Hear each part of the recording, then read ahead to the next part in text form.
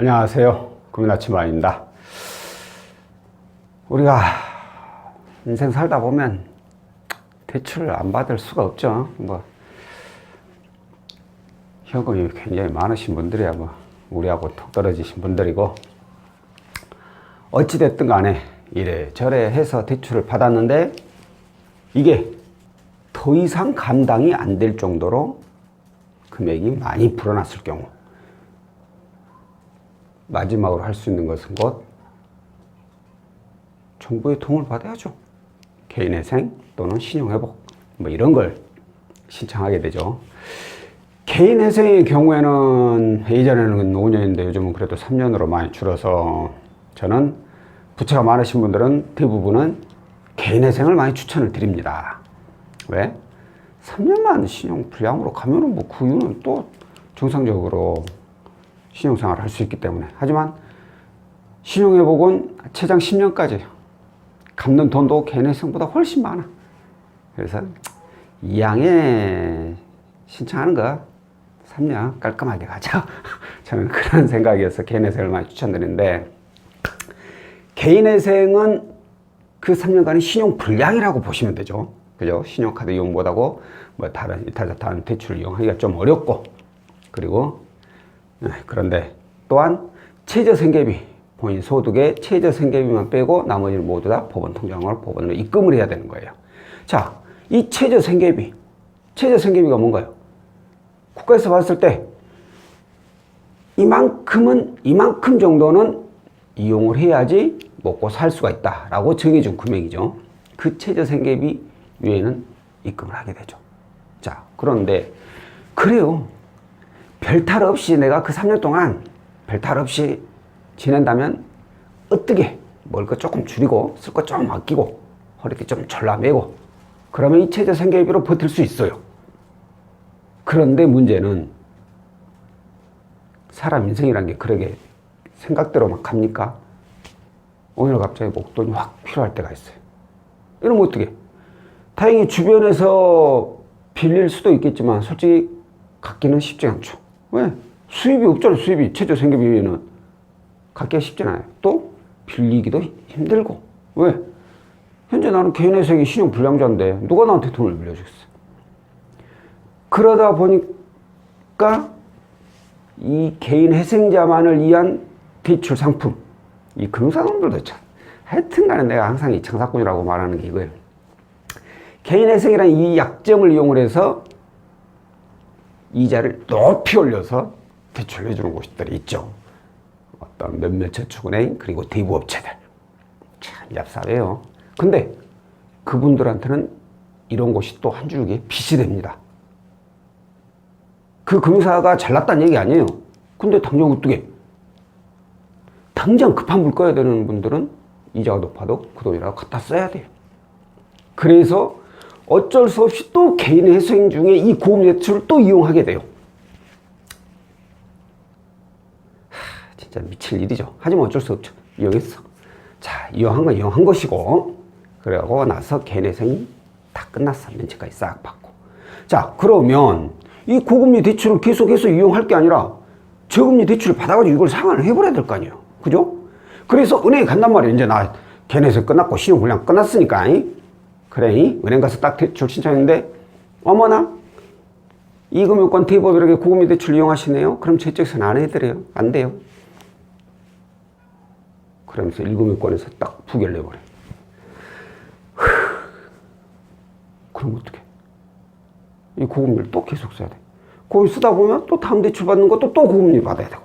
이렇게 되면 또 고금리의 악순환이 되는 거예요. 엊그저께 개인회생 끝났는데 또 개인회생 신청해야 되냐 말아야 되냐, 이 고민을 하게 돼요. 근데 개인회생 끝나고 5년 이내에 또 신청도 안 되잖아. 그래서 이 이용 중인 고금리 대출을 저금리로 대안할 수 있는 방법에 대해서 알아보다 보니까 대부분의 상담사들이 이제 통대안이라는 것을 많이 추천을 드립니다. 통대안. 통대안이 뭐죠?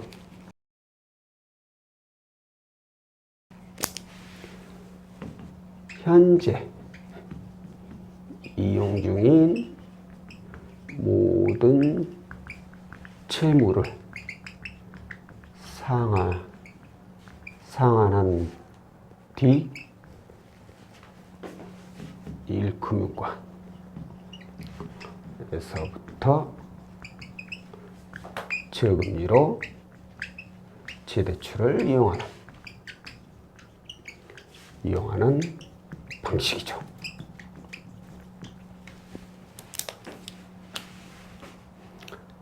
고금리를 저금리로 대안할 수 있는 유일한 방법이에요, 솔직히. 뭐 저금리 정부전세 햇살론, 뭐 세희망월식, 당연히 이런 거 가능하죠. 근데 걔네들은 소액이잖아요. 많이 안 해주잖아요. 내가 가지고 있는 건 수천만 원인데 얘네들 돈 천만 원 해가지고는 크게 내가 가지고 있는 것들 다 갈아풀 수가 없다는 거예요. 그러다 보니까 어쩔 수 없이 이제 통대안을 이용을 하게 돼요. 자, 그런데 여기서 중요한 게 있어요. 저에게 문의 주신 분들이 대부분 이 생각으로 연락을 주십니다. 현재 이용 중인 이 채무들을 저금리로 대안하고자 개인 회생 때 이용했던 이 고금 채무를 저금리로 대안하고 싶어서 문의를 주셔요. 근데 저는 대부분 거절을 합니다. 이유가 뭐냐? 무조건 안 돼요. 그건 아니고요. 자, 개인 회생은 제가 신용불량이라고 했어요. 그죠? 신용불량이라면 신용이 하락한 상태죠. 신용이 바닥이죠, 바닥. 신용이 굉장히 나빠요. 근데 개인 회생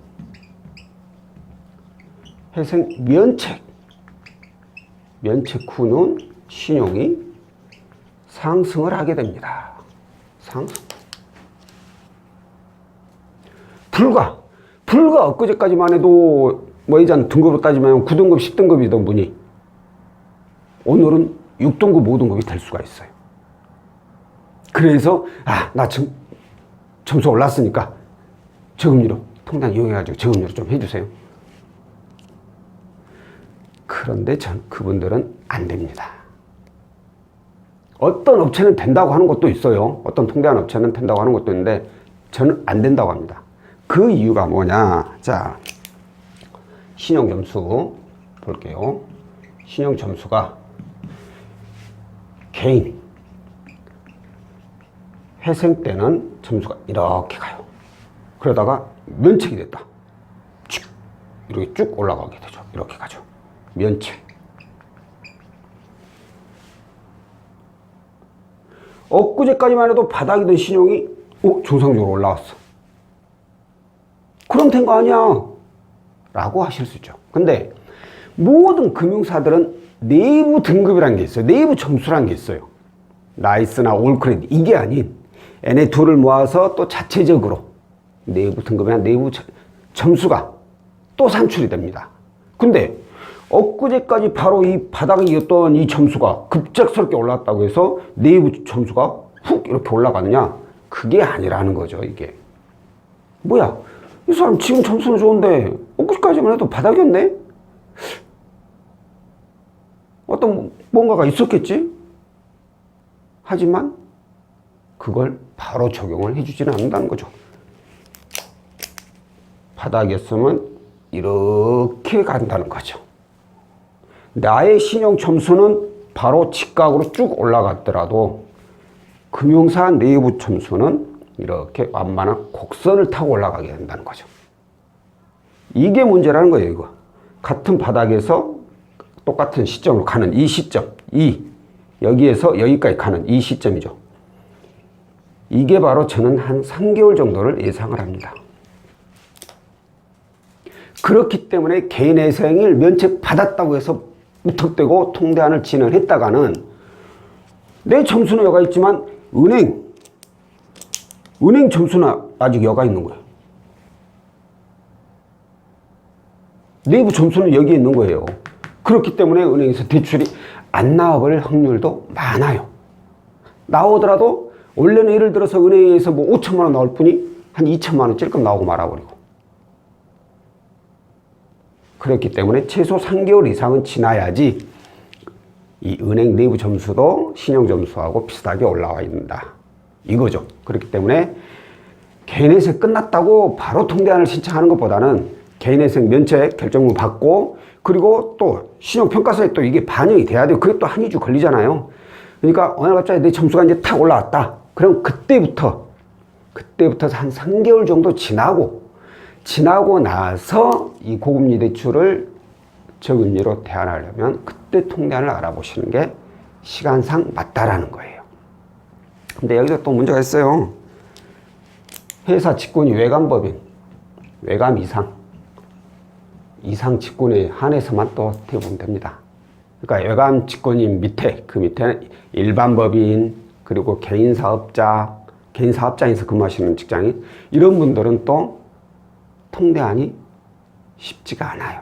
그런 분들은 차라리 정부 지원 자금을 이용을 해가지고 최대한 저금리로 대안하는 그런 한번 방법을 모색을 해볼 필요가 있을 것 같고, 그 외에 외감 이상, 외감 뭐 상장업체, 대기업 뭐 공무원 뭐 이런 순으로요. 이런 분들은 3개월 지나고 안 적었네.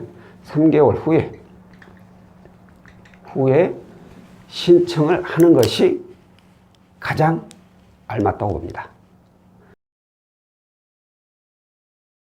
자, 오늘은 개인회생 중에 이용했던 고금리 대출이 있다고 해서 면책 받자마자 신용점수가 올랐다고 해서 바로 저금리로 대안을 해주는 통대안 상품을 이용을 하지 말고 최소한 신용점수가 올라가고 나서 3개월 정도는 기다렸다가 그때 진행을 하는 게 알맞다라는 내용에 대해서 안내를 해드렸고요.